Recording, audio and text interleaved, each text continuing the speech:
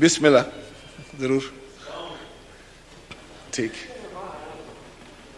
علی وزیر صاحب کا کھولے مائک, بٹن پریس کریں, چھوڑ دیں, ایک دفعہ پریس کر کے چھوڑ دیں. بس ہوگی, مہربانی. شکریہ جناب اسپیکر.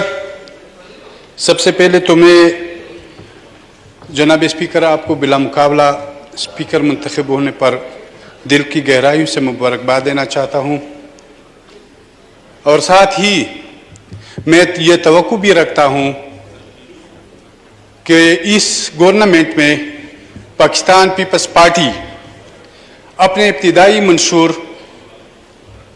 جو 1970 کا جو منشور تھا, اس منشور پہ پیپلز پارٹی عمل درآمد کر کے غریب, محنت کش اور مظلوم قوموں کی حقوق کی تحفظ کرے گا.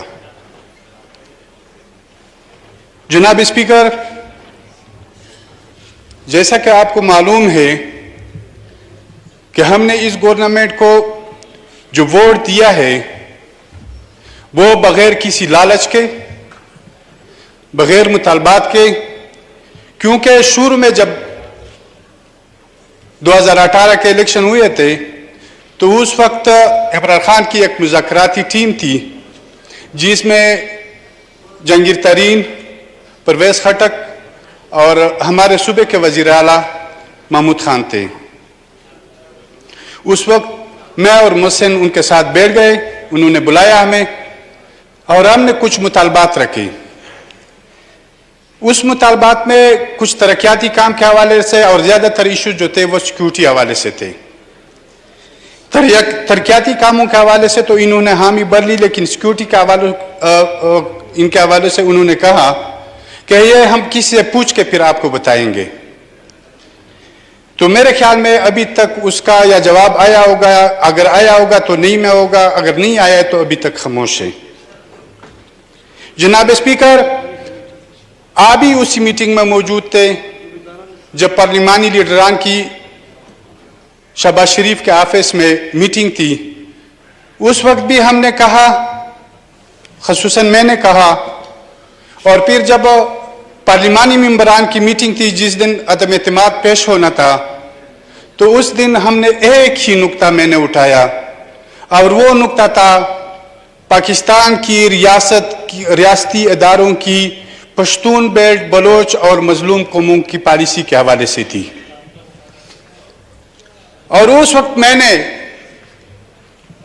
وزیر اعظم میاں شہباز شریف کو کہا تھا کہ ہمیں کوئی چیز نہیں چاہیے, نہ ہم آپ کو مجبور کرتے ہیں, نہ آپ کو ایسے مطالبات کرتے ہیں, لیکن ہم آپ سے ایک ہی مطالبہ کرتے ہیں کہ ریاست اس پالیسی کو اب بند کر دے, اس پالیسی کو اب تبدیل کر دے. کیونکہ اس پالیسی کی وجہ سے آج جو بھی اس ملک میں ہو رہا ہے یا جو اس پورے خطے میں ہو رہا ہے, وہ امریکی سامراج کے ساتھ مل کے, برطانوی استعمار کے ساتھ مل کے اسی ریاست کے اداروں نے اس پورے خطے میں ایسی پالیسیاں جاری کی ہے.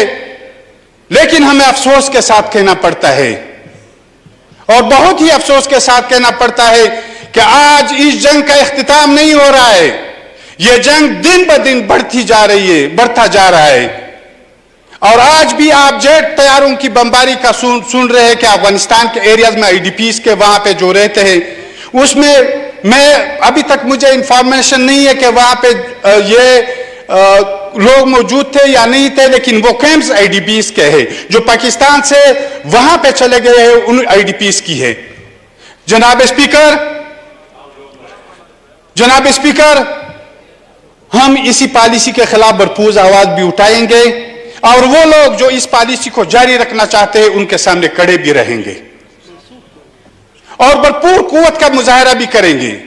اور آج بھی میں اسی فلور پہ ریاستی اداروں سے یہ کہنا چاہتا ہوں کہ خدا را اب بس کرے. آگے اس ملک کو آپ جس انارکی کی طرف لے کے جا رہے ہیں، اگر آپ اس انارکی کا واضح مثال اس پارلیمنٹ کے ساتھ کیا ہوا؟ سب لوگوں کو پتہ نہیں ہے کہ یہ پارلیمان کی لڑائی تو نہیں تھی، یہ لڑائی تو کہیں اور کی تھی، لیکن اس کا شکل جو ہے نا اس پارلیمان کے اندر ظاہر ہو گیا۔ جناب اسپیکر، ہمیں اب واضح لائے عمل، اگر اس ملک کے لیے اور اس عوام کے لیے کچھ کرنا ہے تو ہمیں واضح لائے عمل اختیار کرنا ہوگا، کیونکہ جو بھگتنا تھا وہ مسلم لیگ نون نے بھی بھگت لیا، جو دیکھنا تھا وہ پیپلز پارٹی نے بھی دیکھ لیا، اور مظلوم قوموں کے تو جسموں پہ سے یہ چیزیں گزر رہی ہے۔ جناب اسپیکر، میں زیادہ وقت آپ کا نہیں لینا چاہتا ہوں، لیکن ہم اس پارلیمان میں کسی عہدے کی لالچ یا جو پاکستان کا ایک روایت لالچ کا ہے اسی کے لیے نہیں آئے ہوئے ہیں۔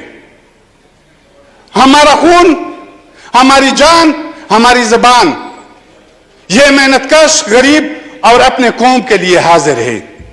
اور آج میں ان لوگوں سے کہنا چاہتا ہوں جو ہمارے اوپر غداری کے مقدمات انہوں نے بنائے ہوئے ہیں اور ہمیں قید تنہائی میں رکھا ہوا ہے، اسے ہم ایک بار پیر کہتے کہ آپ کا جتنا جبر ہو کرتے رہے اور ہم برداشت کرتے رہیں گے۔ جناب اسپیکر،